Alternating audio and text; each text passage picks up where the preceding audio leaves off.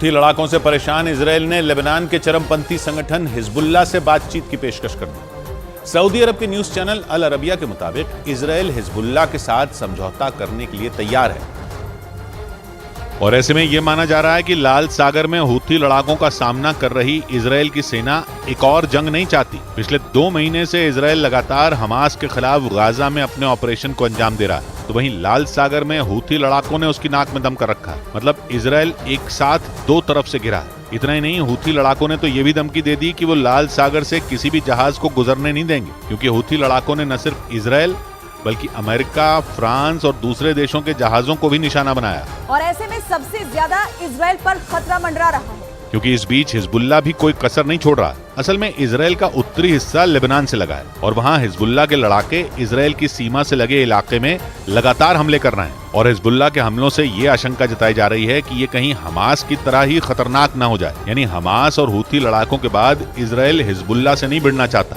और इसलिए Israel Hezbollah के साथ समझौता करना चाहता है। लेकिन दावा है कि इजरायल ने समझौता करने के साथ कुछ शर्तें भी हिजबुल्लाह के सामने रख दी। वहां के रक्षा मंत्री ने 2 टूक कह दिया कि यह समझौता तभी होगा जब लेबनान से लगने वाली इजरायल की सीमा पर हिजबुल्लाह के हमले रुकेंगे। जबकि इजरायल पर हमास के हमले के बाद से ही हिजबुल्लाह के लड़ाके उसके उत्तरी इलाकों में रुक रुक कर हमले कर रहे हैं। इसलिए इजरायल हिजबुल्लाह के साथ समझौता करते हुए कोई गलती नहीं करना चाहता, ताकि समझौते के साथ ही ये तय हो सके कि लेबनान से लगने वाली इजरायल की सीमा पूरी तरह सुरक्षित रहेगी। मतलब इजरायल के साथ होने वाले समझौते के बाद इजरायल के उत्तरी इलाके पर किसी तरह के हमले नहीं होंगे। न्यूज चैनल अल अरबिया के मुताबिक इजरायल ने न सिर्फ हिजबुल्लाह के साथ समझौते की पेशकश की, बल्कि अमेरिका के सामने भी यह मुद्दा उठाया और इसके बाद अमेरिका के विदेश मंत्री एंटनी ब्लिंकन ने दुनिया से अपील की कि हिजबुल्लाह पर इजरायल के खिलाफ कोई कार्रवाई न करने का दबाव बनाया जाए। और हिजबुल्लाह के साथ होने वाले समझौते की खबर सामने आने के बाद ये माना गया कि हूथी लड़ाकों के हमलों की वजह से ही इजरायल जंग में बैकफुट पर दिख रहा है, क्योंकि पिछले हफ्ते ही इजरायल के प्रधानमंत्री बेंजामिन नेतन्याहू ने यह ताल ठोकी थी कि अगर हिजबुल्लाह हमलों से नहीं रुका तो वो लेबनान की राजधानी बेरूत को भी गाजा बना देंगे।